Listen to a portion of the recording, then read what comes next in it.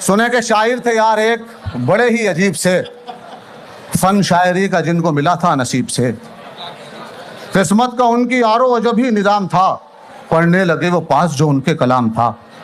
پڑھتے ہی ان کے دوستوں بس کچھ ہی دیر میں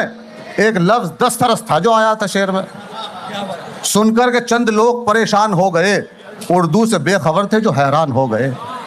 کہنے لگے پھر ان سے ٹھہر جائیے ذرا، مطلب جو دسترس کا ہے بتلائیے ذرا۔ حضرت یہ سن کے ہل گئے، ماتھے پہ آئے بل، کیونکہ وہ خود ہی مانگ کے لائے تھے یہ غزل۔ پھر سوچنے لگے کہ بتاؤں میں کیا انہیں، فن کا وقار اپنے دکھاؤں میں کیا انہیں، پھر سوچنے لگے کہ بتاؤں میں کیا انہیں، فن کا وقار اپنے بتاؤں میں کیا انہیں، کہ بولے میں دسترس سے نہیں یار بے خبر، مطلب سمجھ لو اس کا ذرا کان کھول کر، مطلب سمجھ لو اس کا ذرا کان کھول کر کہ 10 لوگ مل کے کھاتے ہوں جس شخص پہ ترس، 10 لوگ مل کے کھاتے ہوں جس شخص پہ ترس، اردو میں اس کو دوستوں کہتے ہیں 10 ترس۔